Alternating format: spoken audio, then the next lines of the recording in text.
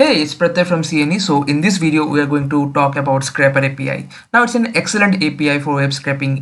If you are developing any project on a large scale, you need some APIs to handle everything, such as the proxy rotation, browsers, and then the captcha. You need to handle everything. And for that, Scraper API does the job for you. In that case, it provides a lot of help. Now, this video is made in collaboration with Scraper API. So you can check out the description. There you will have an invite link through which you can register to Scraper API to know further more details.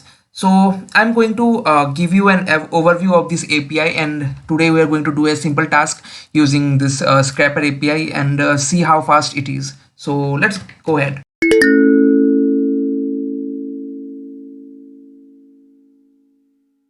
So here you can see that I am in my browser, and if I go over here and type Scraper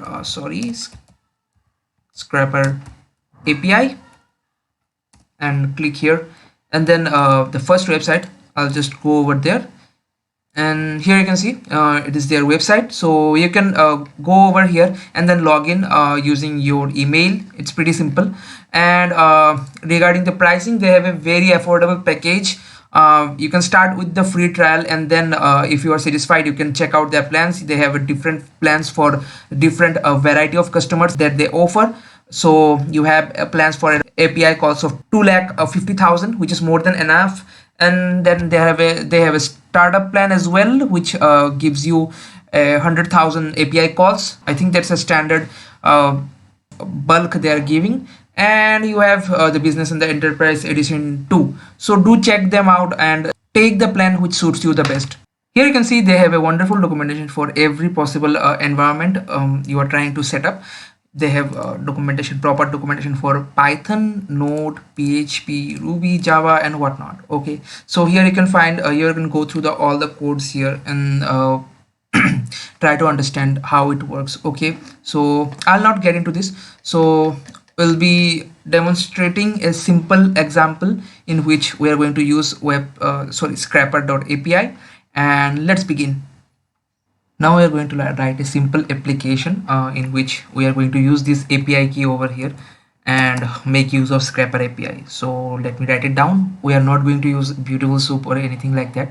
Just we are going to use the request library to make a request. So it is a simple program. So let's write it down. So I'm importing the requests module. Okay, and let me write a URL here. Let me fix that URL to something like no, let me do one thing. Let me create a dictionary. So that dictionary will have two attributes. The first one being the URL, and the second one will be the API key. Okay, so I'll blur the API key for security reasons. You can have your own API key. I'll show you how to get that. Okay, so this is how you do it. This the dictionary that I have here. Now I'm going to quickly paste this thing. Okay, and so I have the API key. Now I'll set the URL later, but let me make the requests.get, and then I'll just go over here and mention the site, which will be very important. In your case, it will be https://api.scraper.com.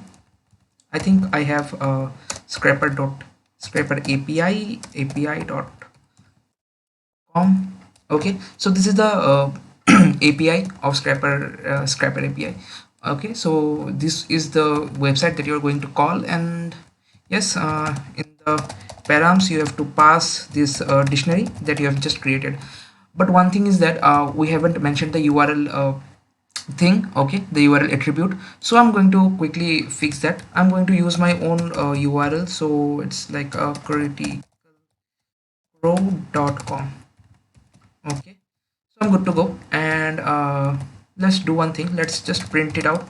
If we get, okay, I need to store the response, right? I'm storing the response, and let's print out the source of the page. Okay, so let's do it. It should work. Let's see. It will take a couple of seconds. So here I have it. So I have the entire web page. If I try to write it down in a file, which I've done previously too. So let me create a file here. Open. Let's go with file name will be, let's say, test.html, and I'll open it using the write mode and set the encoding to F8, and then I'll say something like test equals to, suppose, this, and then test dot write, okay, write this content, and then you can close it down.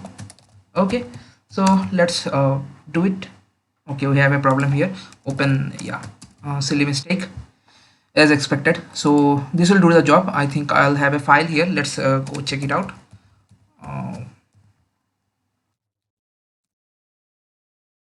Let's go over here.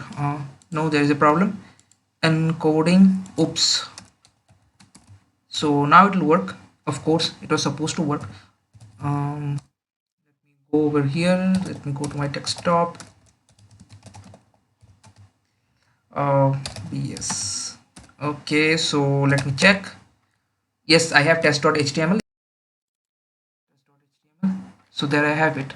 I have this file without using any kind of videos. So this is how you do it. And the main thing is that you can specify some more parameters over here. If I look at the documentation, you have something like country code, if I'm not wrong, geographic location. So you can set the country code, so you can scrap websites that are not present in your country, that needs to be accessed through VPN or something like that. So you don't need VPN anymore. You can scrap it using the scraper API. It will have a proxy server for you, so that you can perform certain activities. Okay, so I'm going to do here a simple thing. Let me go over here and mention one more